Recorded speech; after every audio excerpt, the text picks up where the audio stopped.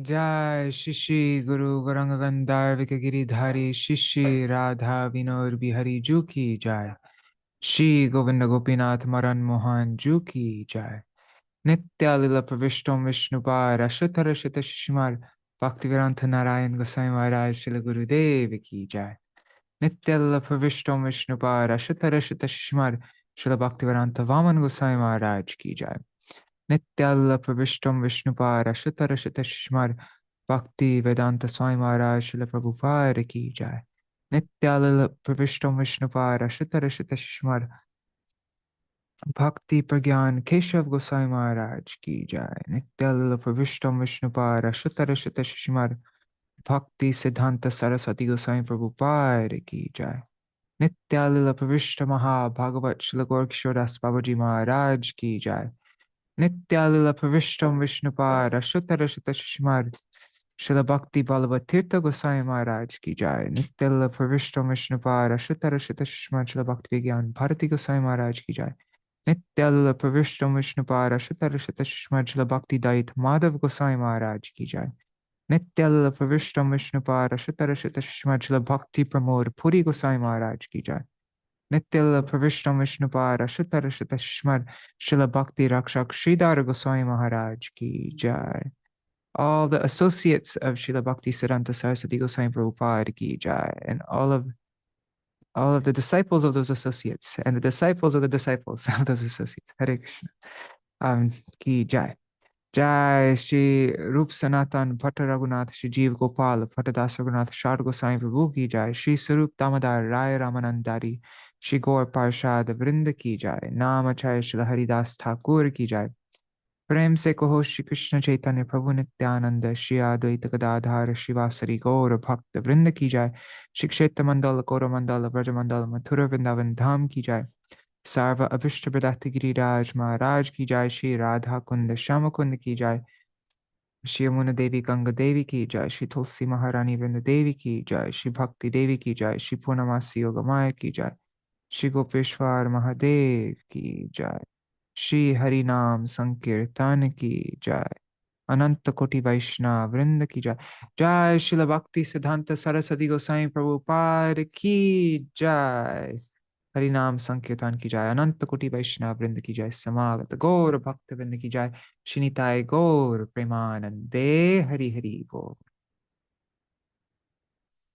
Hare Krishna everybody. Dandavat pranams. Rukmini Didi, Satya Mataji, Kanchan, and Shubhananda Prabhu, and Brinda Didi, and Adam Salman. You want the link for the Zoom? I don't know how to send that to you now, but yeah, for now you can watch on YouTube, and then we can figure it out later.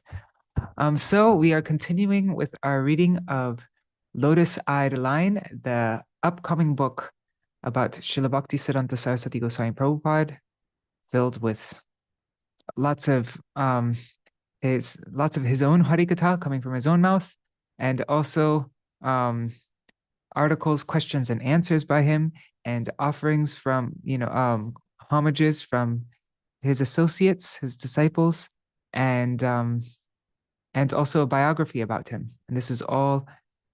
Everything was written and translated by Srimati Devamayī Didi. So yeah, this book will be coming out soon, and we're all lucky to get a sneak preview of it. So today we're going to be reading the second to the last chapter. It is, what is it? The title. Well, let me just open it up. And that will be our full reading for today. 1 second. Just getting it on my screen. Haribol, Kishore Prabhu. And who's that? Champak Mataji, Haribol.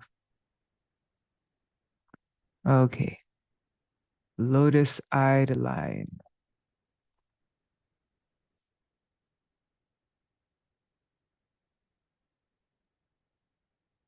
One second, I'm just organizing my windows a bit. There, okay.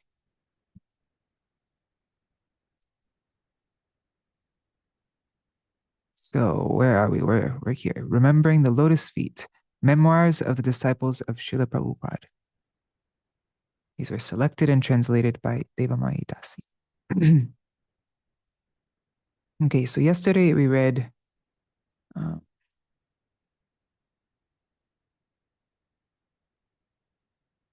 Remembrance of Srila Bhakti Rakshak Shira Goswami Maharaj. And okay, now we're here.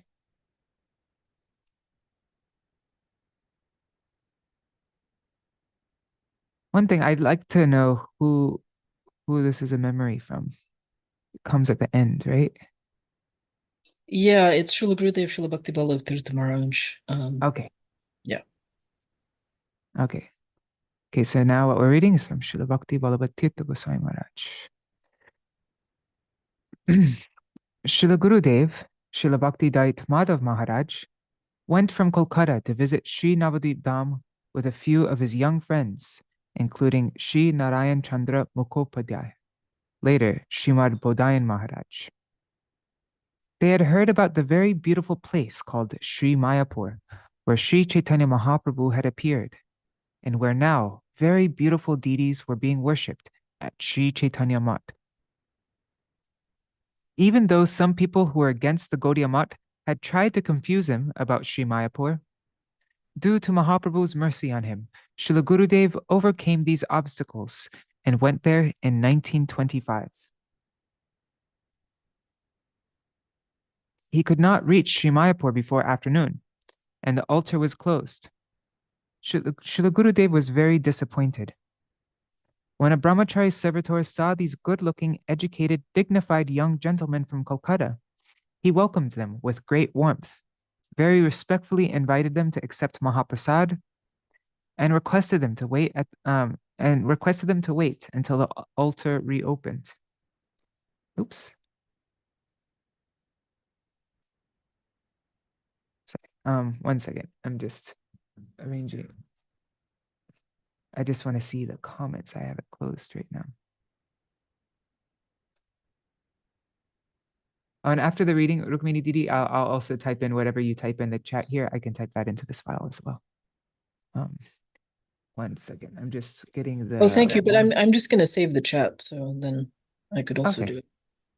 Okay. Sorry, I'm just getting it up open so I can see the devotees' comments. There. Perfect. Okay, now I'm all set up. All right.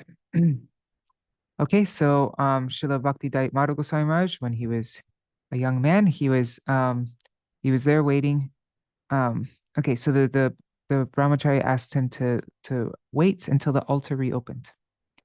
He also told them that a distinguished doctor, Dr. S.N. Ghosh, had been initiated that day, along with his wife, and had sponsored the feast that day.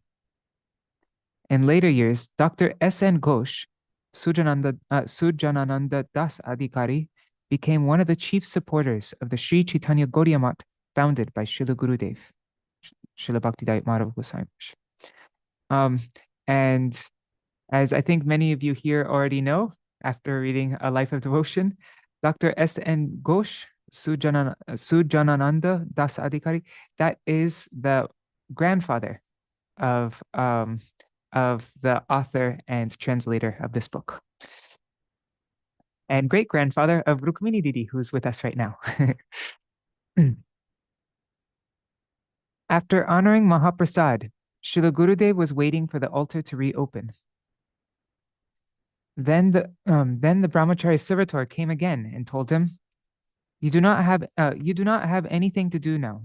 Our Gurudev is here.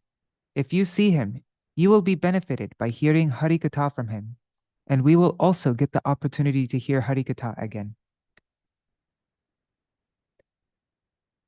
I don't know what's up with my keyboard. It's not. Anyways, there. Okay. Haribo Amit Tandekar and Haripriya Didi.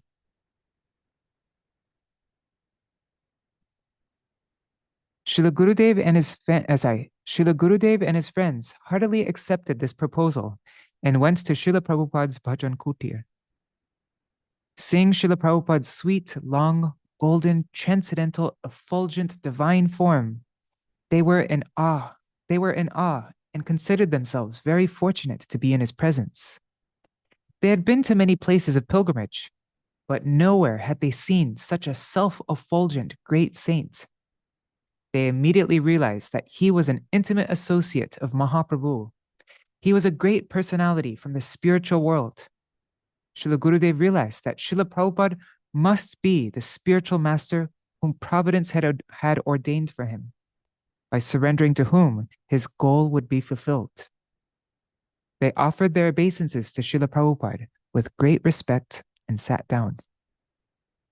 Srila Prabhupada asked them their names and so forth, and then asked what their purpose was in coming there. Srila Gurudev said he had heard the name of Sri Mayapur and had heard that beautiful deities were being worshipped there. So he came to visit the deities. Srila Prabhupada asked them if they had not seen deities anywhere else. Have you not seen deities anywhere else? Srila Gurudev answered that they had been to many temples all over India and had seen many deities. Then Srila Prabhupada asked whether this had done them any good. Now Srila Gurudev was in anxiety. He did not know what to say. One was supposed to be truthful to a saint. Srila Gurudev said he did not know if it had done him any good. He only visited the deities because he was supposed to. Srila Prabhupada told them in an encouraging tone. He said, one second. Dang it. There. Okay, I have to do it on that side, then it comes. Okay, so Srila Prabhupada told them in an encouraging tone. Of course, one is supposed to see the deities, but before we see them, we have to learn how to, before we see them, we have to learn how to see them. Before we see them, we have to learn how to see them. One cannot see their lordships with the eyes of desire, but only with the eyes of love. Srila Gurudev and his friends listened to Srila Prabhupada's Harikatha for a long time and felt an inexpressible bliss in their hearts. Srila Prabhupada's transcendental form and his powerful words made a deep impression on them. They wanted to know if they could see him again in Kolkata. They were told that in Kolkata, a math had been founded at Ultadanga Junction Road.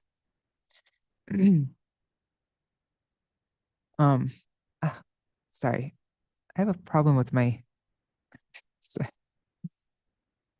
There's a weird thing that's been happening with my keyboard. Anyways. Yeah, they were told Yeah, in Kolkata... if you like, you can just leave it, Prabhu. Okay. If it keeps not working. So I don't break the flow. Okay. So they were told in Kolkata a math had been founded at Ultadanga Junction Road, and they could see Prabhupada there. Srila Gurudev and his friends considered themselves very fortunate and went back to Kolkata with joyful hearts. When Srila Prabhupada wanted to install the deities in the math at Sarvabhog Kamrup, Assam, he went to Srila Gurudev and his senior godbrother, Tridandi Swami Bhakti Rakshak Sridhar Dev Goswami Maharaj, along with Sri Janaki Vallabh Brahmachari and other devotees, to do the necessary arrangements beforehand. At that time, Srimad Bhakti Vigyan Ashra Maharaj was in charge of that math. Among the devotees in Assam, Srila Nimananda Das Adhikari Prabhu was a learned and charismatic householder, very expert in preaching. Everyone expected him to make all arrangements for the bhog and paraphernalia needed for the deity installation. Oh, and I think, let me know if I'm right, Rukmini Didi, but at your Guru Maharaja's Samadhi, Srila Bhaktivinoda Puri Goswami Maharaj's Samadhi, just below, there is Srila Nimananda Das Adhikari Prabhu's Samadhi right there, right? I think just right next to it. That's possible. You've probably been to that Samadhi much more than I have. Okay. I've only been there once. Okay. Yeah, so there's Nimananda Prabhu's Samadhi, and then right next to him, another associate of Prabhupada, but I can't remember who the other person's name was, but I remember seeing Nimananda. Everyone expected him to make all arrangements for the boga and paraphernalia needed for the deity installation. They also expected that he would make arrangements for the living quarters for Śrīla Prabhupāda and his entourage. When Śrīla Gurudev arrived there a few days before the festival, he was surprised to see that no such arrangements had been made. Śrīla Gurudev had such a transcendental personality and was so determined to make all effort to do what had to be done that nothing could discourage him. Nothing could discourage him. Immediately, he engaged all his energies in finding living quarters for Śrīla Prabhupāda and his associates, and he accomplished his goal with a lot of hard work. Śrīla Nimananda Prabhu also came with his family to participate in the festival and found a place to stay in the Chaka Bazaar.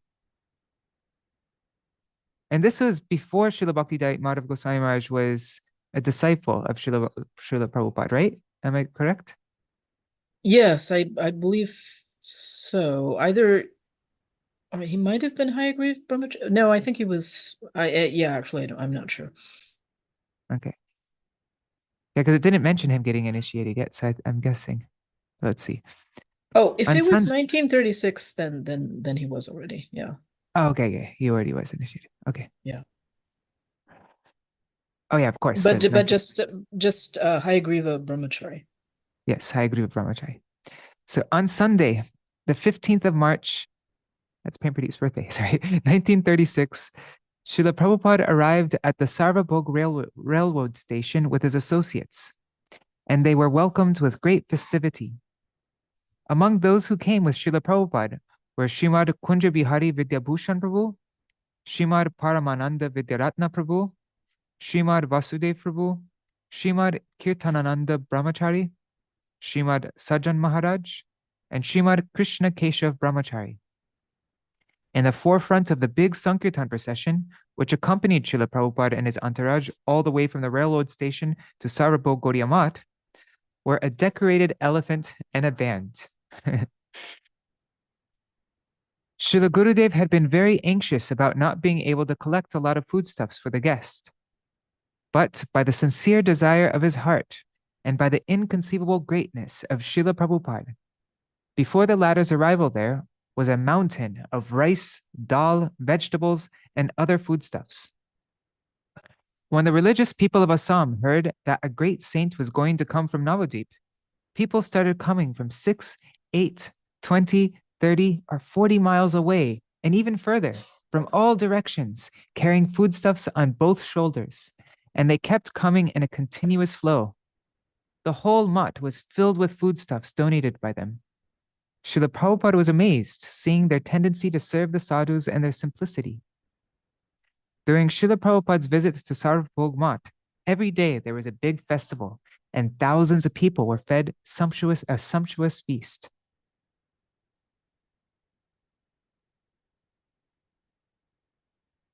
The next day, on Śrīla Prabhupada's request, Śrīla Bhakti Rakshak Sridhar Maharaj dressed the deities and decorated Shishi Guru Gauranga Gandharvika.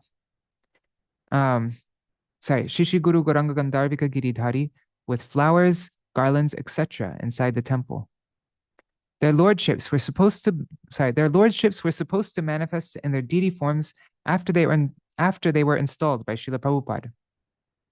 At the auspicious moment, which was at 10 o'clock in the morning, Śrīla Prabhupada arrived at the temple and saw that their lordships had been beautifully decorated.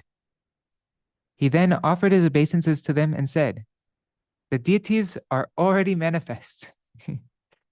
Hearing this, Śrīla Bhakti Rakshak Sridhar Maharaj became very remorseful, thinking that he had done hearing this, Śrīla Bhakti Rakshak Sridhar Goswami Maharaj became very remorseful, thinking that he had done what was supposed to be done by his Gurudev, and so he must have committed a great offense.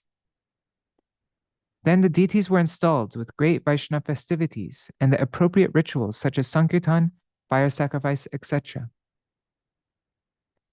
At this Mahotsav, at this Vaishnava festival, innumerable people were served with Mahaprasad.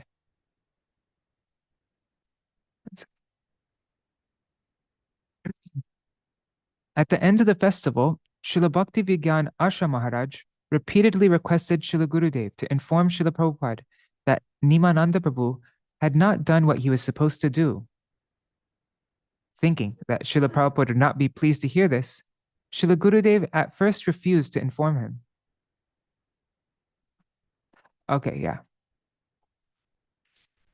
But when he was asked repeatedly, then to keep the honor of his senior godbrother, Srila Gurudev considered submitting this to Srila Prabhupada. One day, when Srila Prabhupada was pacing up and down the front porch and Srila Gurudev was following him and fanning him, talking to him about a few other things, he brought up the subject of Nimananda Prabhu. Srila Prabhupada immediately became angry and chastised Srila Gurudev. Srila Gurudev became very repentant, realizing this was not pleasing to Srila Prabhupada. Immediately, Srila Prabhupada changed his mood and started praising Srila Gurudev with great affection. But Srila Gurudev was not happy to hear this, thinking that Srila Prabhupada was afraid that Srila Gurudev would not be able to tolerate his chastisement. Then Srila Prabhupada gave Srila Gurudev many valuable instructions and indirectly let him know that he was very dear to him. The first thing Srila Prabhupada said was, "Why do you want so much? And why do you suffer so much? It is not proper to expect that someone else should do this much service. Your service to your Gurudev is all yours. Your service to your Gurudev is all yours.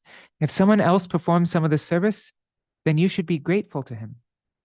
Radharani is the only housewife in the household of Krishna. Srimati Radhika knows that all service to Krishna is to be done by her. If someone else helps her in some way, then she is grateful to her." When Srila Gurudev wanted to explain the glories of Sharanagati, exclusive surrender, to his disciples, he frequently referred to one incident. He frequently referred to one incident at the Sarvabhauma Mat. Is it this incident you mean? Srila Maharaj It is, was very, and it's a little, it's kind of a little redundant, but I'm not quite comfortable doing that much editing since it's, posthumous editing. So I'm planning to just leave it that way. Okay. It's understandable, I think. Yeah, I got it.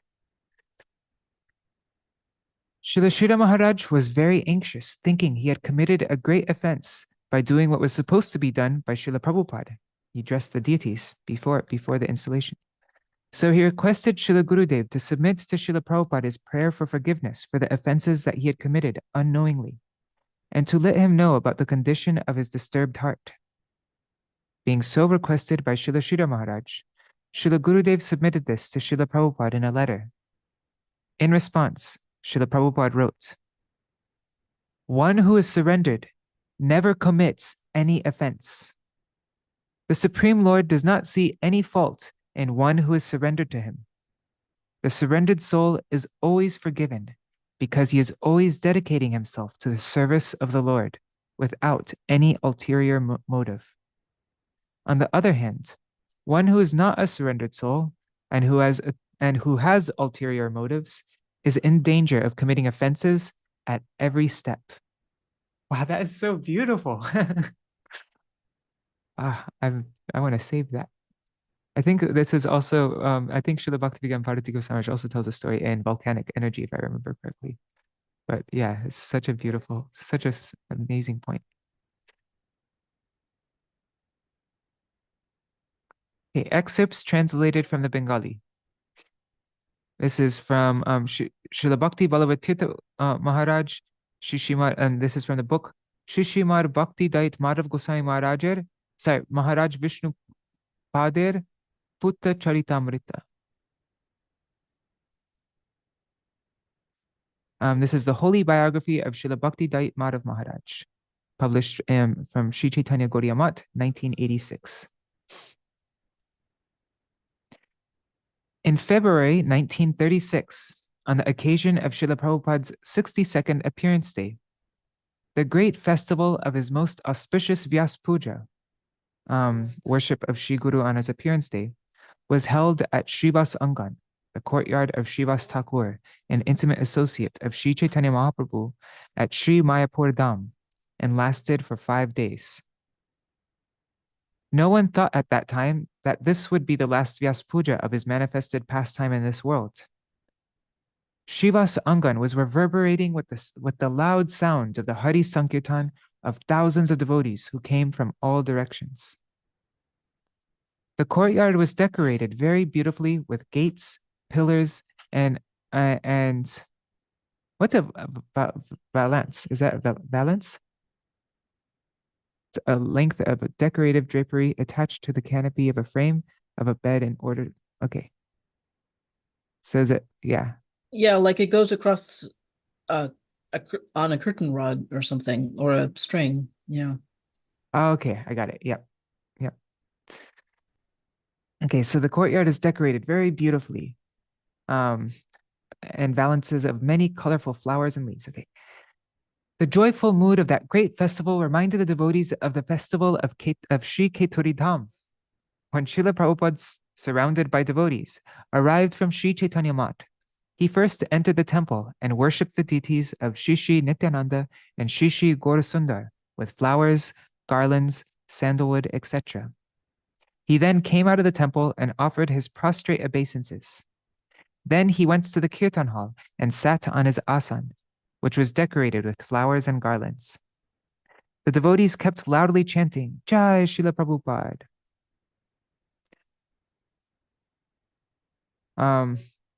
Then Shripad Narahari Brahmachari, sorry. Okay,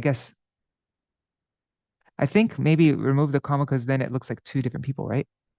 Anyways, well, we can figure that out. It's in track changes, so you can reject anything I do. Yeah, so no, that's correct. Please remove the comma. Yeah.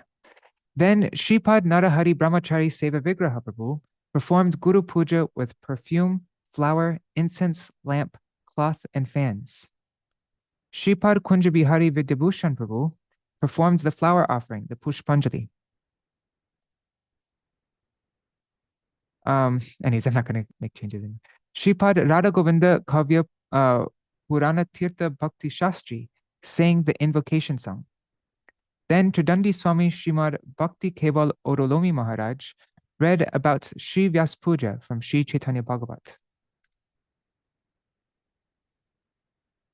After this, all the assembled devotees glorified Śrīla Prabhupāda by reading their offerings. Rice, new clothes, etc. were distributed to hundreds of poor people.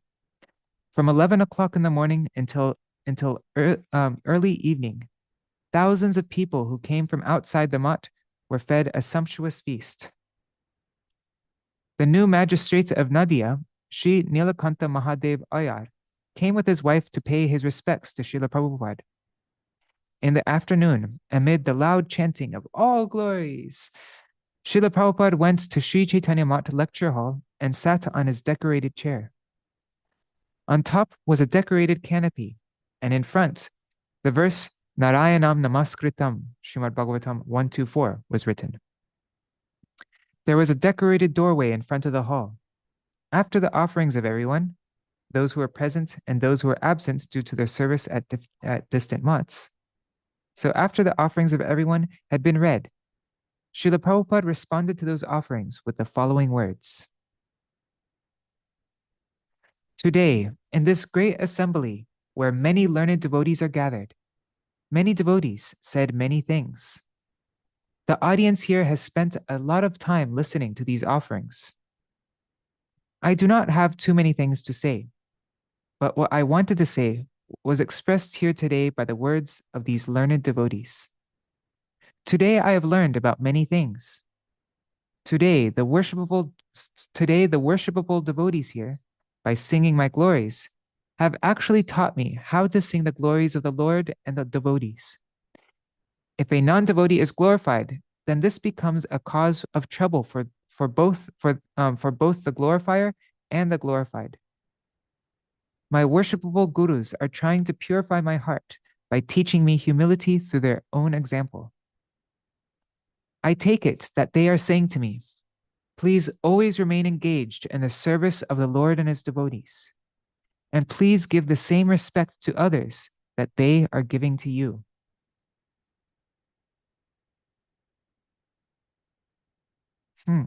This is a really nice point. This is what I'm understanding from this, is that if somebody praises you, you don't like we should see it as they're encouraging me to always remain engaged in the service of the Lord and his devotees. This is like something to aspire for. Like this is what it's, yeah.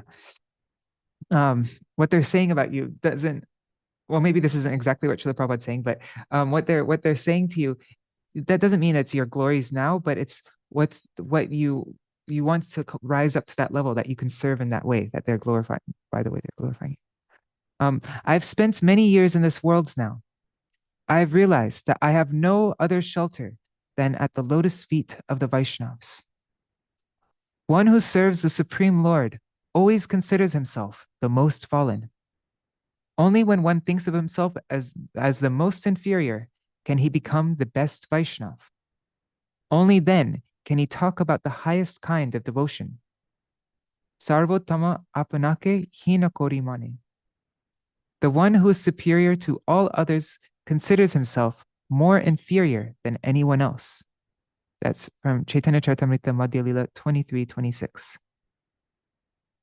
We shall roll in the dust of the feet of the devotees. I have not made any disciples, nor will I make any. Otherwise, I will be influenced by non-devotees, and I will go on a different path in a different direction.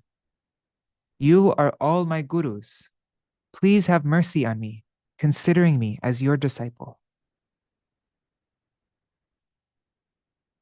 Considering me as your disciple. After Śrīla Prabhupāda's speech, Tridandi Swami Srimad Bhakti Hriday Ban Maharaj expressed his thanks to everyone and begged for Śrīla Prabhupāda's causeless mercy on behalf of everyone. Then Shripad Haripad Vidyaratna, later Bhakti Sadak Nishkinchan Maharaj, sang the song Prabhu He Tua Pade E Minati Mor by Srila Bhaktivinoda Thakur in Sharanagati.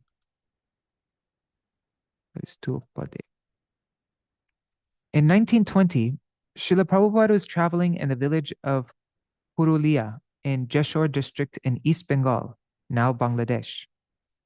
There was a 2-day festival of Harikatha and Sankirtan.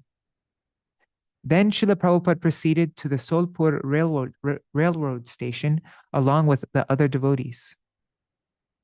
On the way was a river. After crossing the river, Srila Prabhupada and the devotees were going through a village. Srila Prabhupada was in the front of the group. By the railroad station was a one-room cottage belonging to an old woman. When the old woman saw Srila Prabhupada, she became very anxious to give him something. By the time she had collected something to give and come out with it, Srila Prabhupada had gone quite a distance. So she went behind the group anyway and tried to give the devotees her offering of 1 penny and 4 limes. The devotees did not want to take that. Then the old woman started begging them to take it. The Supreme Lord is very affectionate to his devotees. In the same way, his pure devotee is also very affectionate to the devotees. Omniscient Śrīla Prabhupāda realized the situation and looking behind him, noticed the sincerity of the old woman. Even though by then he had gone quite a distance, he came all the way back to the old woman and with great respect and appreciation accepted her gift in his own hands. The old woman became very joyous. In a choked voice with emotion, she cried, "Oh, merciful Lord," and fell at Srila Prabhupada's feet. The devotees were amazed to see Srila Prabhupada's mercy on the old woman. Then Srila Prabhupada resumed his journey and said, "Even a little gift from his devotees is considered a lot by the Supreme Lord. Mahaprabhu would have been displeased if we did not take this old lady's gift for him." Wow, that is so beautiful. Hare Krishna Balai Saha and Vidyalala Sadidi and Seshwari Mataji, Hari Priya Didi and Rasa Priya Didi. Hare Krishna. Okay. So that was an excerpt translated from Bhakti Shastri Shri Hari Kripa Das Brahmachari. And that was from a book, Param Gurudev Prabhupada Shishimad Bhaktisiddhānta Saraswatī, published in Shri Gaudiya Math, 1980. I just want to see who wrote this one. Okay, and then this, what we're reading now is from Srila Bhakti Kusum Shaman Goswami Maharaj, from his book, Prabhupada Srila Saraswati Ṭhākura, published in 1991 from Sri Chaitanya Math. Okay, so Bhakti Kusum Shaman Goswami Maharaj. We have some of his articles actually in the Rays of the Harmonist. Okay. When Srila Prabhupada was traveling in Orissa one day, as he was coming back from the temple of Shakshi Gopal, some people on the road begged for alms from the householders who were accompanying Srila Prabhupada. But none of the householders were ready to give alms. Seeing this, Srila Prabhupada stopped, sat down, and started talking about the duties of householders. In the course of his talk, he said, "If the householders think I should not give any of my money that I consider reserved for Krishna to the poor, I should not give any of my money that I consider reserved for Krishna to the poor and the destitute, then they're actually showing symptoms of miserliness, cruelty, and lack of compassion for others. They should not consider giving charity to the poor as fruit of activities. This kind of mentality will make their hearts very hard, and they will suffer from avarice." Avarice or avarice? Avarice. Avarice. As a result of this, they will not want to spend their money even in the devotional service of the Supreme Lord, which is our ultimate goal in life. This will invite offense regarding service. To save us from this kind of deceitful and sinful concept, Sri Gaurasundar used to give money and so forth to poor people during his pastimes as a householder. The money we have earned only by the grace of the Lord. If we give some of this to begging poor people, then that is not misuse of money. That is good use of money. To serve prasadam, food offered to the Lord, to serve prasadam to others is the necessary duty of every Vaishnav householder. Even if those others have become poor by their karma or destiny, they are still part of the Lord's family. Therefore, it is definitely the duty of well-off householders to help them. Ah, that's very nice. Yeah, this is the first time I'm hearing this point like this from our Guru Varga, so that's really nice. I remember Tirthamaj used to always give beggars money.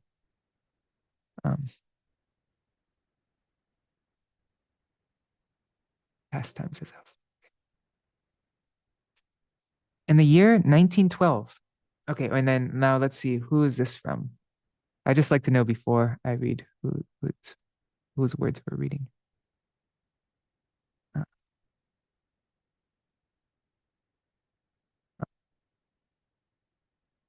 Prabhu, you went past it actually. Oh, wait, and I think it's right here, right? Excerpt translated from the Bengali memoir of Shripad Kunja Bihari Vidyabhushan. But there was Right? one before this. there I was. saw you go past. Oh, sorry. Oh, that one. Okay, sorry. So this is what we're reading now is from a memoir of Shripad Ananta Vasudev, as quoted in Saraswati Jayashri, edited by Sri Sundarananda Vidya Vinod. And this book, Saraswati Jayashri, I just went to for a function at the TOVP, and what's his name? The Japanese sannyasi, Bhanuswami, he translated that just recently. They just published it, Saraswati Jayashri. In the year 1912, I heard that the religious conference called Kasim Bazar Sammilani would take place in Kasim Bazar, Kolkata, from March 20th to March 25th. Curious to hear those discussions, I went to that conference. There I saw Śrīla Prabhupāda for the second time. Being earnestly requested by the Maharaj of Kasim Bazar, Sri Manindra Chandra Nandi, Śrīla Prabhupāda came there to deliver some Hari Katha. At that time, I had not taken shelter at Śrīla Prabhupāda's lotus feet. This is 1912. So this is one of the first people to come to take shelter of Śrīla Prabhupada, isn't it? Anantavasari.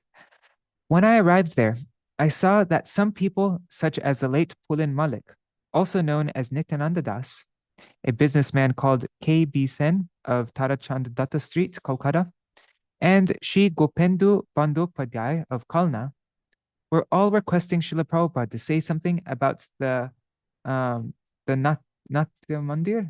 I don't know what that is.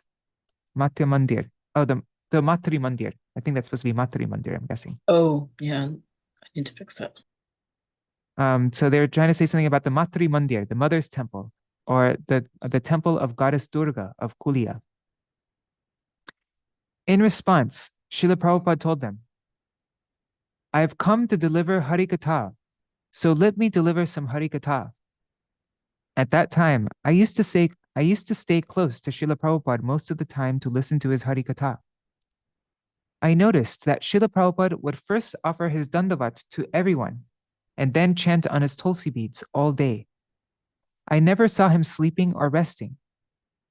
Another surprising thing I saw was that the Maharaj of Qasim Bazar used to send an abundance of sumptuous foodstuffs for Śrīla Prabhupada, but Śrīla Prabhupada never accepted any of it. Only one day, Śrīla Prabhupada accepted one tulsi leaf. Śrīla Prabhupada used to distribute all that foodstuff among the guests. From March 21st to March 24th, the 4 days that he was there, I saw him fasting like this. One day, Śrīla Prabhupada instructed me, eating, sleeping, and acts of personal hygiene should take place far from the eyes of the public. Even today, we see that Śrīla Prabhupada has this nature.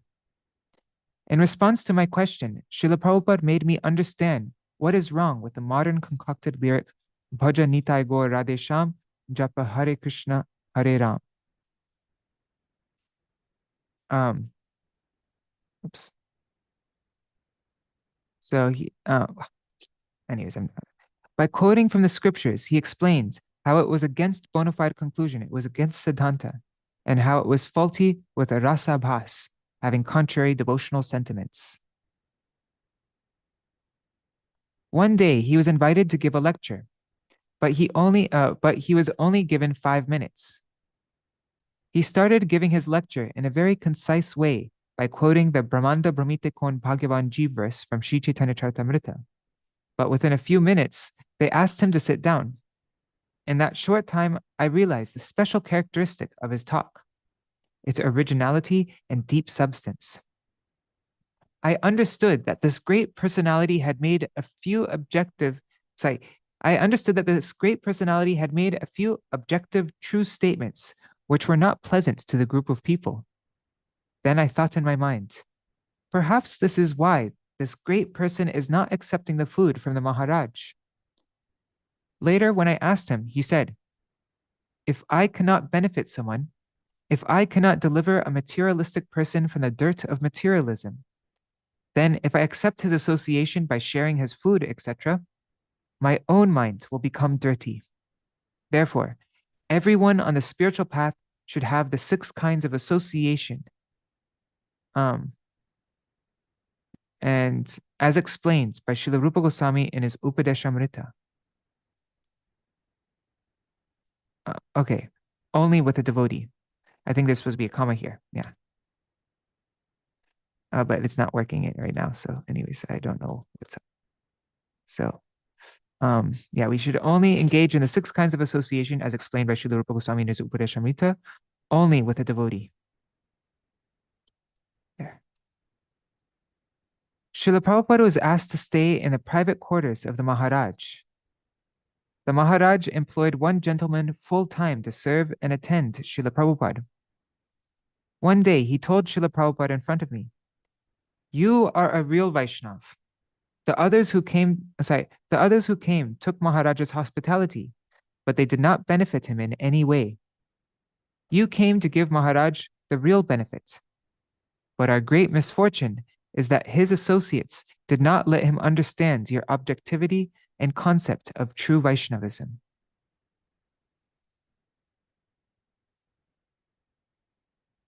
Okay, so that gentleman told that, the person who the Maharaj employed to serve him said that to him. Okay, sorry.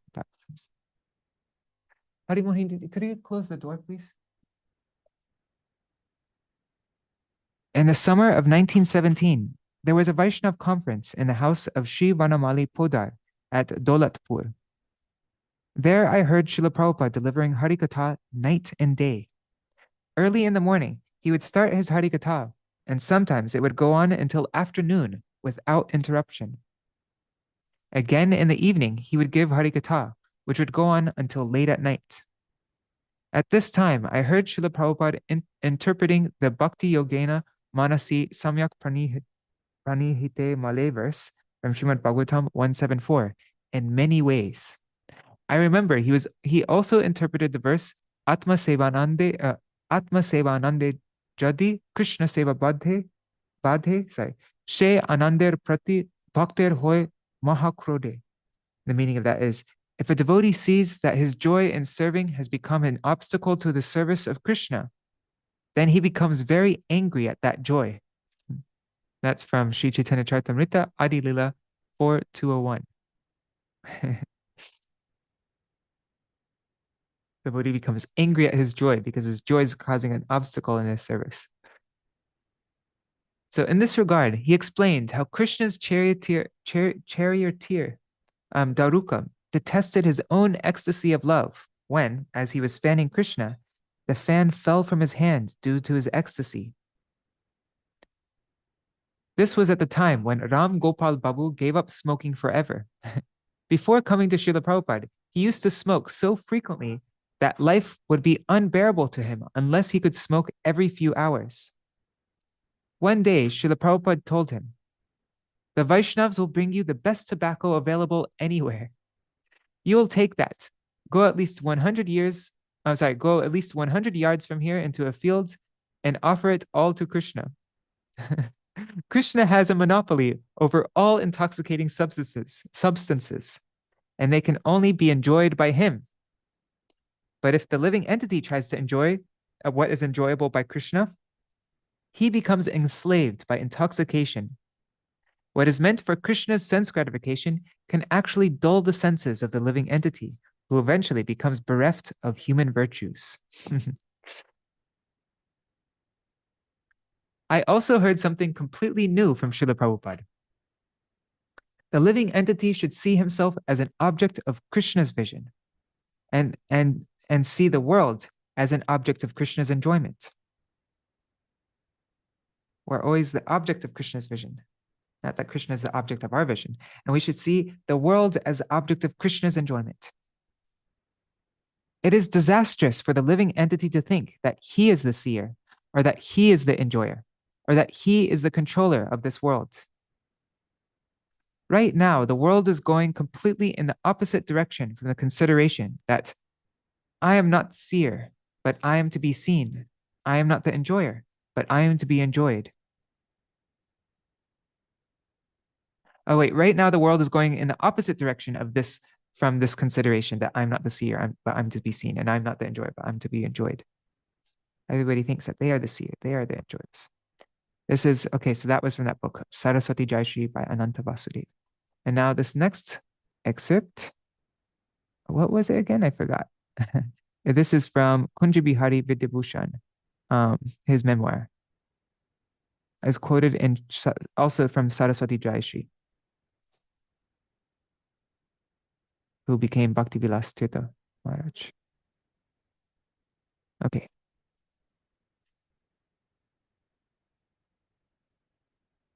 What's a tycoon? Tycoon is a person who is very successful in business or industry and has become rich and powerful. Okay. The famous business tycoon, Shakshi Gopal Boral, used to come to the Gaudiya Math and sometimes listen to Śrīla Prabhupāda's Harikatha. One day, Śrīla Prabhupāda was sitting at the Gaudiya printing works when Boral Mahashaya arrived there. Boral. Is it Boral? I think so. Okay. Boral Mahashaya started glorifying the interpretations of a professional Bhagavat speaker. Śrīla Prabhupāda told Boral Mahashai, pure devotion has been described in Srimad Bhagavatam. If one hears interpretations of Srimad Bhagavatam from a materialistic person, then he may enjoy some taste of literature and poetry, but this cannot bring him the supreme benefit. After hearing Srimad Bhagavatam, one cannot have greed or attraction for material enjoyment. Only those who have become free from worldly thought can hear Krishna Lila. It seemed to us that this concept was completely new to Boral Mahashai, and he said, can someone not benefit people if by hearing his interpretations that are can someone not benefit people if by hearing his interpretations they are enchanted and openly shed tears? Śrīla Prabhupāda said, after shedding tears, why do they become attached to material enjoyment again? This did not please Boral Mahashai very much, but we did not see Śrīla Prabhupāda deviate from speaking the truth as it is to please an influential we did not seem to deviate from speaking the truth as it is to please an influential business tycoon. We have seen thousands of examples in Śrīla Prabhupāda's life that if someone had the highest position in society because of their wealth, scholarship, or some power of position, Śrīla Prabhupāda never tried to please them in any way by minimizing the honest truth. It is a special quality of his character that he would never sacrifice the honest truth to gratify the senses of the people of this world, even if that meant that some influential person would become inimical to Śrīla Prabhupāda's preaching and his mission, and start persecuting him or his mission in some way. When the preaching mission of the Math started, there was no material wealth to support this.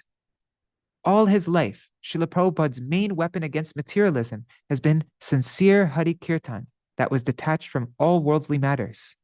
He always says, it is not that one can serve God just because one has money, but if one has great determination to preach Hari Katha and to serve the Lord, and if one's life is sincerely dedicated to service, then everything will be accomplished. You all please don't worry about money. A Math cannot be preserved by money. On the other hand, the characteristic of money is that if one is not serving the Lord, it makes him intoxicated with material enjoyment. In our practical experience also, this is what we have always seen. So many big things have happened here, and we never even had 10 rupees in our possession. But just by the order of Śrīla Prabhupāda, whose intentions always materialized, his blessings and inspiration made hundreds of impossible things possible. Another characteristic we see in him is that if he finds any faults with those who serve him all the time in many ways, then he immediately tries to correct it by protesting strongly about it. Śrīla Prabhupāda never hesitates to strongly chastise his followers, which is always beneficial for them, thinking that they might become displeased or sad. Whenever one's words, actions, conduct, or behavior are not proper according to the true injunctions of pure devotional conclusions, we have always seen Śrīla Prabhupāda condemn it in forceful language. The message of Śrīla Prabhupāda is this: you should all get together and satisfy Krishna's senses. A person or a society will not be benefited by personal or collective sense gratification.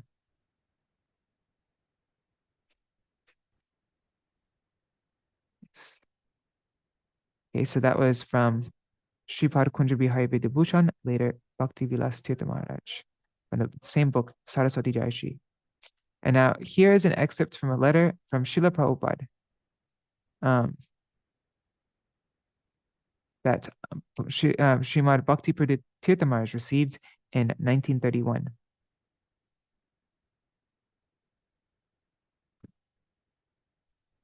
Okay, so this is a letter from Śrīla Prabhupāda to Bhakti Tirtha Maharaj in 1931. The Supreme Lord is existing everywhere. If we are engaged in serving one part of him, then our concept of Krishna Seva will be wiped out, and it will become the worship of Garbhodakshai Vishnu. Worshipping Krishna is different from worshipping Garbhodakshai or Narayan. If I suggest that you serve a part of Krishna, then all your endeavor will not go towards Krishna. You will be rendering partial service, not full service. If one is not versatile in his service, then one will become eccentric, and he will become averse to the mood of Srimati Radharani's service, which is all-inclusive. If one has partial vision, then he cannot pay attention to all kinds of service. But Krishna, the Supreme Lord, is present everywhere. The wealth of Srimati Radharani, all-inclusive seva, can be attained only by the mercy of Srimati Radharani.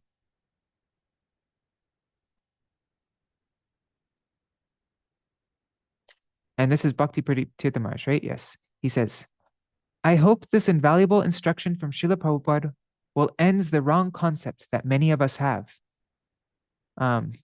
It is not I, but so-and-so who is appointed for such and such service. Why is the money or ingredient meant for such and such service being used for some other service?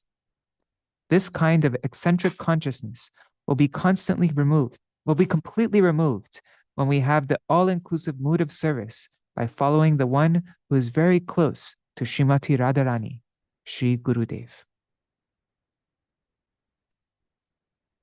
Wow. So we should never have the mood that this is my service and this is that person's service, but we should think that all service is my service. Okay. And this is also from that book, Saraswatī Jayashri. Okay, now let's see this next quote. Okay, now we're reading from the Bengali memoir of Srimad Bhakti Kumud Santa Gosai Maharaj. Okay. Once Śrīla Prabhupāda sent his disciples to preach in a distant part of India. As the preaching was going on successfully, he instructed them to open a math there. So his disciples were working night and day to open the math on an auspicious day, as instructed by Śrīla Prabhupāda. Right before the opening of the math and the installation of the deities, Śrīla Prabhupāda was to arrive there with his entourage, so a lot of service needed to be done. In the meantime, an unfortunate incident took place. One brahmachari devotee was seen acting improperly with a woman who was staying near the property. So his senior godbrothers chastised him heavily. The next morning, that brahmachari could not be found anywhere. In the middle of the night, he had left without telling anyone and taken all his belongings. Śrīla Prabhupāda's disciples felt sad and repentant. They thought perhaps they had been too harsh with him. They looked everywhere for him, but he still could not be found. Even though the devotees were not happy about this, they did not have too much time to look for him. Śrīla Prabhupāda arrived there before the opening of the temple, and he was extremely happy to see the new building and all the arrangements. When he saw so many people were interested in the mission, he praised the preaching efforts of his disciples. All the disciples were very happy to see that they had been able to please Śrīla Prabhupāda. Suddenly, Śrīla Prabhupāda asked, where is, and that brahmachari, it doesn't give his name. I guess his name is redacted. Where is that brahmachari? I don't see him anywhere. Then the devotees told him what had happened. Śrīla Prabhupāda became very sad. He said, it is so difficult to bring one person from the clutches of the illusory energy into the realm of devotion. One person came to us, and somehow we have sent him back to the material world.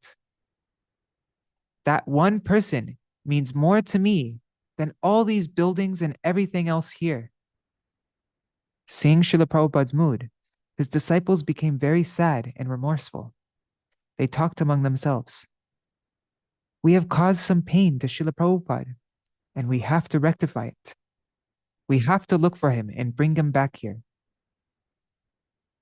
They thought about it a lot, but did not know how they could search him out. as they had already tried and failed. As they already, But Shripad Hayagriva Prabhu, later Srimad Bhakti Madhav Maharaj, did not want to give up. We've heard Srila Sridhar Goswami Maharaj said, when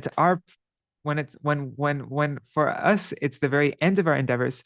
For Srila Bhakti Madhav Goswami Maharaj, that's the beginning of it. That's when he sees it as the beginning of his endeavors. So he was always fiercely determined to carry out Srila Prabhupada's wishes, and he displayed extraordinary intelligence and resourcefulness in doing so. Suddenly, he said, I know where to find him. One day, a devotee's watch broke, and he immediately repaired it. So he knows how to repair watches. He must be working for a watch repair shop. So they went to look for him in all the watch repair shops in the city. After they had gone to many shops, one shopkeeper, on being given the description of the brahmachari, they said that he was in the back room. So they went to the back room and found him there. Seeing them, he started crying. Krishna has answered my prayer. I've been so miserable since I left the mutt. Yet I was too embarrassed to come back. So I was praying to Krishna night and day that somehow he would take me back there, even though I didn't know how. So the devotee said, yes, you will have to come back because Śrīla Prabhupāda is missing you greatly. Please forgive us for chastising you. Then that brahmachari said, I'm just saying that brahmachari because his name has been redacted. But so then that brahmachari said, no, I am the one who should ask for forgiveness. Then they were all crying, and the shopkeeper was very moved by the scene. Śrīla Prabhupada was very happy to see his lost disciple, and the disciple was completely overwhelmed, realizing the glory of his merciful Gurudev. It is he who told the story to others for the rest of his life. Okay, so now the next memory is from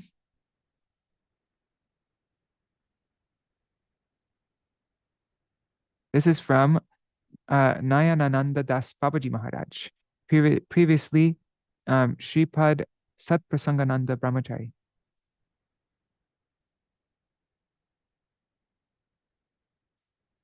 Rukmini Didi, who is, we read I remember reading a lot about him, but I forgot the details. Who is Nayanananda Babaji Maharaj? I'm sorry, I don't recall either. Okay, God, where? Anyways, maybe I can't remember where we read about him.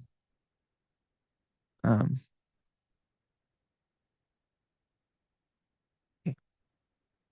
Throughout his manifested pastime, we noticed that anything that Srila Prabhupada wanted to get done always got done. Whatever desire he expressed always was fulfilled, sometimes very miraculously. Let me tell you about just 2 incidents.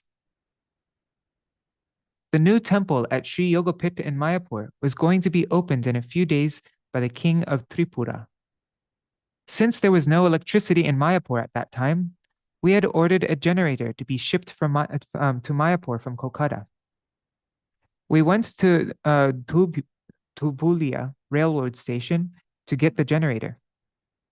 The generator had come on a railroad cart from which it had to be brought down with a crane.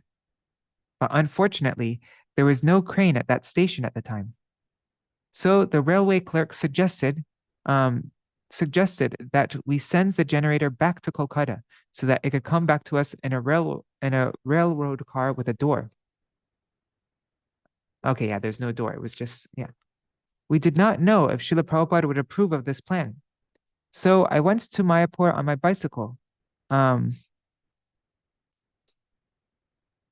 I went back to missing text. Sorry. Anyways, I'll just guess what it says there. So we went back to Mayapur on my bicycle, and just as we had guessed, Srila Prabhupada did not approve of the plan. He said there was no certainty that the generator would come back in time for us to use it at the opening. And Srila Prabhupada told me, you go and try. You will find a way to get it out. So I went back to the Dubulia station and told my godbrothers what Śrīla Prabhupāda had said. No one could figure out what to do now. Suddenly, Revati Raman Brahmachari thought of somehow using some spare railroad ties that were lying around to get the generator down. So we got permission from the railway clerk to use those ties. We arranged them to form a ramp to the railroad car. Then we manhandled the generator down the ramp. Next, we had to put it on our own bullock cart and take it to Mayapur. But our bullock cart was rather old and worn out, and it broke under the weight of the generator. Now we were really at a loss for what to do, and there was no one there was no one else there besides us. Suddenly, a man appeared there on a brand new bullock cart. He approached us and asked us if we could give him a job. We asked him if he would take our generator to Mayapur on his cart, and he very happily agreed. When I went back to Mayapur and told Śrīla Prabhupāda what had happened, he was very happy, and he told me to let him know when the generator arrived. It took the bullock cart a long time to come, but when it finally arrived, Śrīla Prabhupāda was waiting for it. He gave the poor bullock cart driver a reward that was 10 times more than what he had requested. Everyone was very busy at the temple, putting finishing touches on the arrangements for the upcoming opening.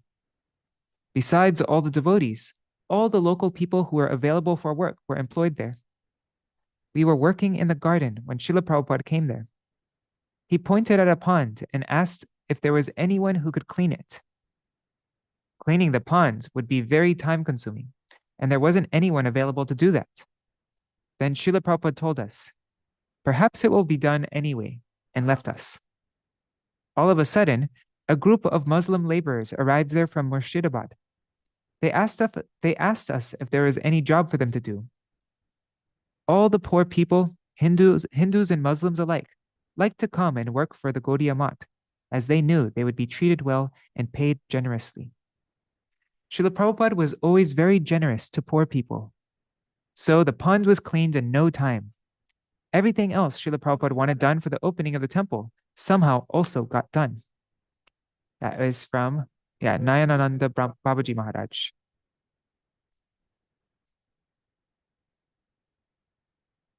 Oh, and Kishore said that Nayanananda Babaji Maharaj is a disciple of Prabhupada, and he took Babaji Vesh from Srila Bhakti Pramod Puri Goswami Maharaj. Nayanananda Das Babaji was also the pujari at the Champahati Gaur Gadadhar Gaudiya Math. Oh, that's where I remember. He said that Srila Swami Maharaj is very paka. I remember now. That's what we read. We read his memory from the Mula Prakriti Mataji's book. Yeah. Oh, Hare Krishna, Gopal Ghanasham Prabhu and Niri Hari Prabhu and Bhavatarani Mataji. Hare Krishna. Thanks, Kishore. Okay. So now this next memory is from, let's see. This next memory is, okay, and we're going to be ending with this. This is translated from the Bengali memoir of Pandit Shri Vidyabhushan Shastri, first printed in Gaudiya, volume 3, number 37.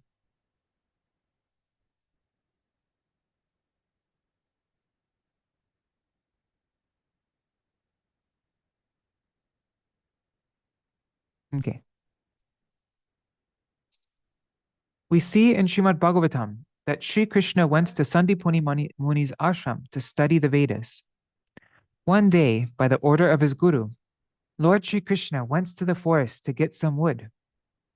In the forest, a rainstorm began, so Sri Krishna could not return home, but spent the night in a cave.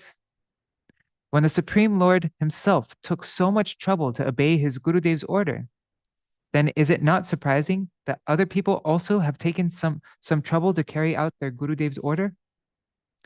It is the duty of a disciple to serve his Gurudev and obey his order. But the conduct of the Gurudev, at the Gaudiya Math, Srimad Bhaktisiddhānta Saraswatī Ṭhākura, is rather unique. He does not order his disciples to do anything, even something very simple. If he becomes very thirsty, he will look at the water pot, but will not ask anyone to give him some water. Late in the day, after walking and speaking Harikatha, he may say he is a little bit tired, but he will not say, "Please give me something to eat." He thinks saying that to his disciples would be ordering them around. He doesn't think he is superior to them. Therefore, he does not give them orders. He thinks that if he thinks himself superior, he will become proud. Everything about him is very unique. I am an old man now, but I have not seen anyone like him before. Just by seeing him, one will not know how much he knows.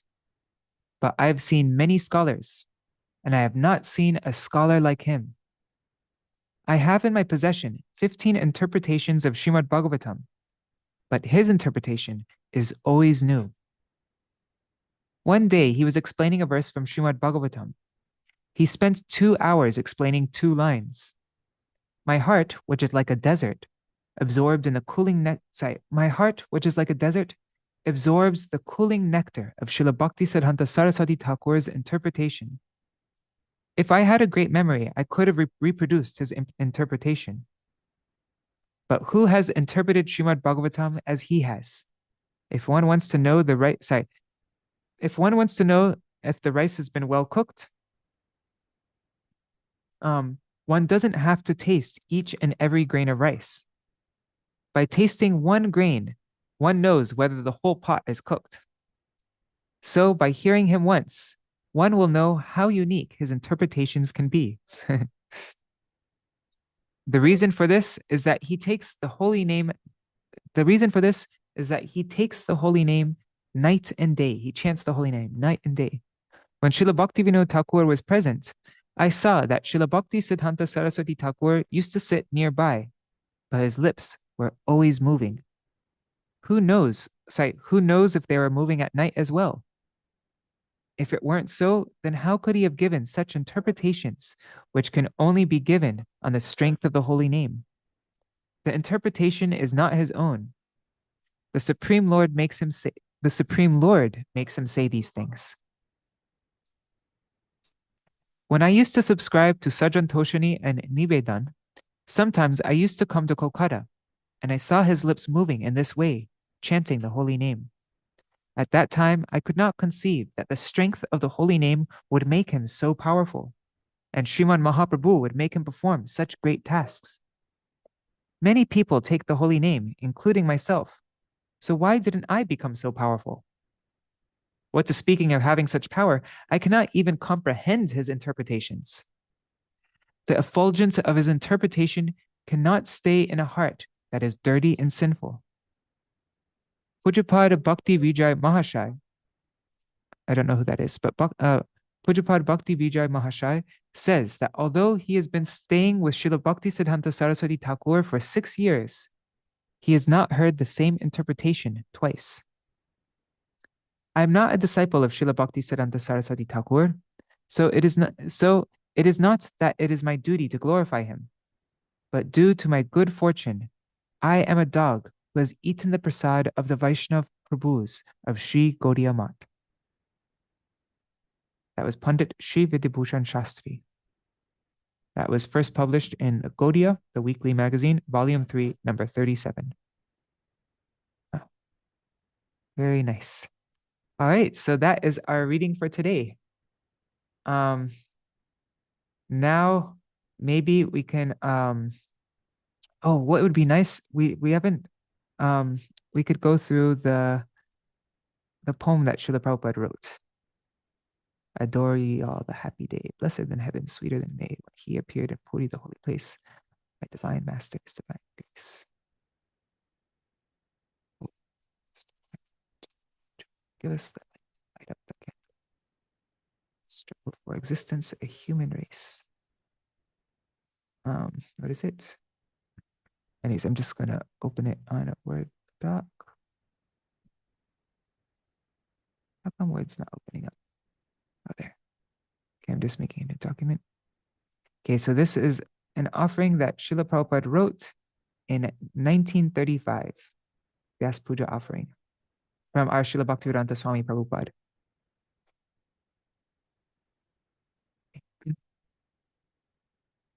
Just make the text bigger. Okay.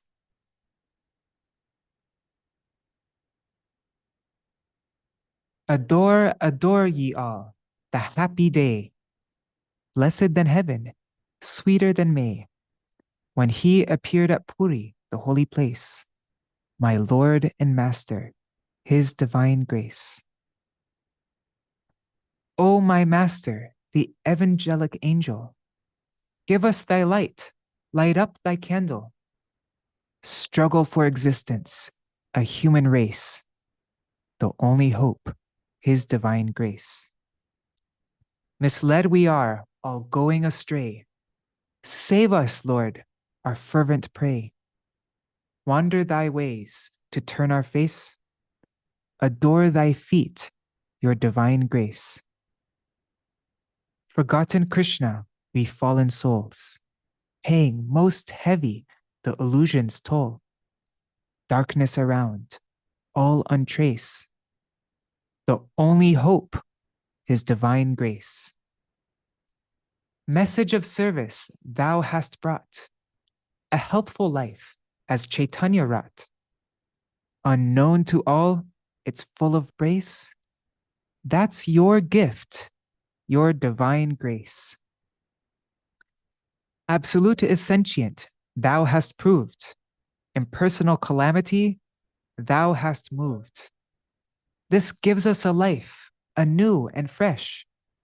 Worship thy feet, your divine grace. Had you not come, who had told the message of Krishna, forceful and bold? That's your right. You have the mace. Save me a fallen, your divine grace. I love that. That's your right. You have the mace. Save me a fallen, your divine grace. The line of service as drawn by you is pleasing and healthy like morning dew. The oldest of all, but in new dress. Miracle done, your divine grace. Wow. Jai Śrīla Prabhupāda ki jai. Okay, so that's one of the most, I think the two most beautiful poems I've ever read. One is Śrīla Bhaktivinoda Thakur, and this one by Śrīla Prabhupada. Okay, so that is our reading for today. Well, I guess we can end 10 minutes early. And then tomorrow, I think tomorrow we will begin reading from Chaitanya Bhagavat again. Chaitanya Bhagavat Antya Khanda. And then, unless does anybody have anything like by Śrīla Prabhupada, because we still have 10 minutes, maybe there's something by Śrīla Bhaktisiddhānta Swami Prabhupada, something more that we could read. Otherwise, I mean, there are some Rays of the Harmonist articles, but that I think would be too long. I think I'm just going to end now. There's things to do. And, there's just one thing that is a continuance of the last memoir that we read. Yes. There's just one thing. Oh, there's some kind of a echo. Yeah, I just shut it off. Oh, yeah. So that is that he wouldn't tell his disciples to write an article. I think we read it in A Life of Devotion, or anyway, he would say it would be good if an article could be written. So just like he wouldn't say, give me something to eat, or give me some water, he would say he wouldn't say, write an article. He would just say it would be good if an article could be written. That's really nice. So he never wanted any of his disciples to ever. Well, one thing is his humility, right? But then also, then nobody could ever commit to Guru Avagya, because he didn't give anybody an opportunity, like, make it possible for them to disobey the orders of Guru and then destroy themselves, because that's the third offense to the holy name, isn't it? Guru Avagya. Yes. Very nice. Is there any other section from this book that you recommend to the community? from this? Like something that's short from here? The short, so the excerpts, the very first excerpt in Bhaktisiddhānta Vani is pretty short as far as I recall. Okay. So you could maybe read that one. Bhaktisiddhānta there's Vani. Okay. there's a few very short excerpts there. Okay, let's see. Lotus-eyed lion, Bhaktisiddhānta Vani. Oh, there. Excerpts from letters and essays. Okay. And this is selected and translated by Devamayī dāsī. Okay. And you're not sharing. Oh, whoops. Sorry. Thanks for reminding me. Okay, there. And there are also some short letters, but anyway, yeah, the excerpts are short. Okay, so this what we're reading right here, is this Śrīla Bhaktisiddhānta Saraswatī Ṭhākura right now? My Gurudev is residing in okay. Yes, these are what he himself wrote or was transcribed of his lectures. Okay. My Gurudev is residing in many different personalities. If he does not reside in many different personalities, then who will protect me? Those whom my Gurudev considered close to him are my saviors. But I hope I never have to see the faces of such evil-doing rascals as those who have criticized the lotus feet of my Gurudev, are those who have somehow supported such criticisms. So that's actually the end of that excerpt. So see how it's small caps? I actually need to put some dingbats or something, but this means it's the next excerpt. Okay, great. Notice. By attributing fatherhood to divinity, we can only demand some service from him and later express some gratitude. Yes. What is it? What do you say? Father, give me my daily bread or something like that. So by attributing fatherhood to divinity, we can only demand some service from him and later express some gratitude. But expressing gratitude is not rendering devotional service, nor is it a symptom of love. The concept of service from the Father on one hand and of expressing gratitude on the other is founded on partial realization. This is not the same as having the unalloyed desire for the happiness of the Lord. This is not devotional service. In the concept of demanding service and expressing gratitude, there is an inherent element of calculation, of give and take. The causeless and uninterrupted desire to serve the Lord cannot develop from this. This underdeveloped concept of theism can blossom fully when one attributes sonhood to divinity. In the concept of the Lord's fatherhood, the Son's true identity as the eternal servant of the Lord is not revealed. But in the concept of the Lord's sonhood, the Father's identity as his eternal servant is fully included. Atma vai jayate putraha. It is the Atma, the parent, who gives birth to the Son. The Son cannot serve his Father from the beginning, but the Father can serve his Son from the beginning. That's very, very interesting. Okay, so now here's another short thing. Mundane renunciation, sacrifice, and austerity are not the symptoms of saintliness. The ant may say, "The elephant eats a lot. I do not eat so much. I eat very little." Then the ant becomes a greater sadhu than the elephant.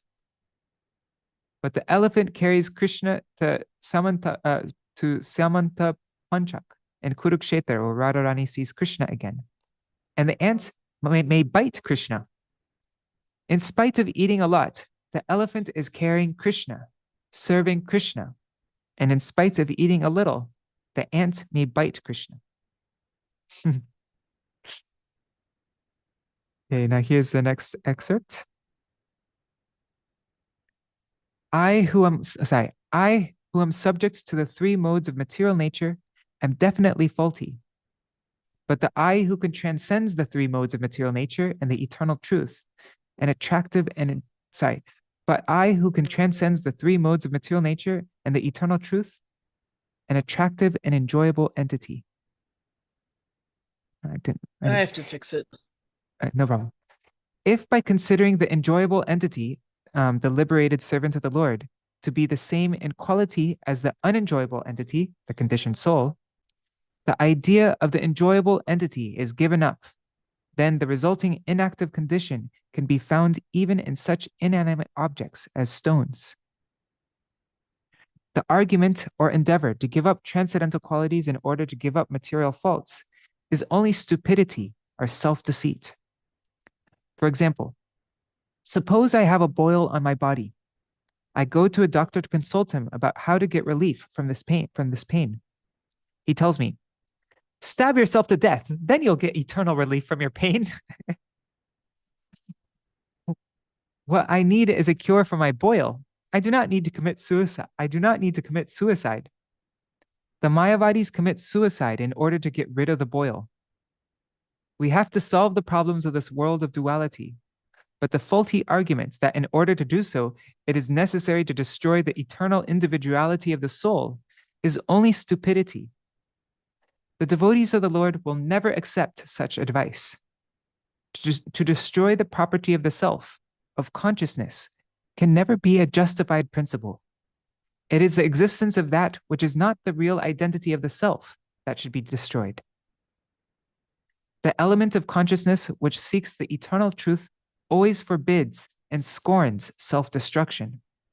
No intelligent person can desire the imaginary peace that comes from self-destruction. The eternal desire of the soul is to cultivate love for the Lord. That is a really, that's a really great way of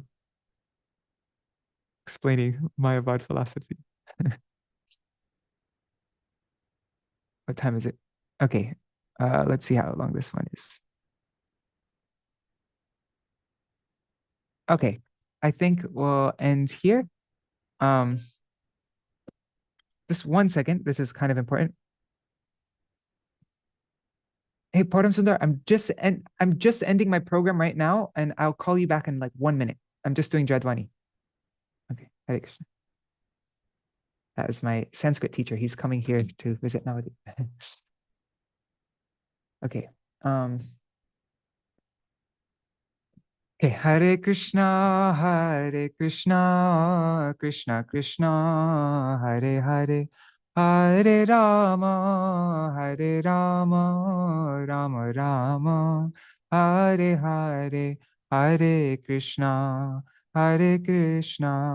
Krishna Krishna, Hare Hare, Hare Rama, Rama Rama, Hare Hare, Nitai Gaur, Hari Bol, Hari Bol, Hari Bol, Nitai Gaur, Hari Bol, Nitai Gaur, Hari Bol, Hari Bol, Hari Bol, Gaur, Hari Bol.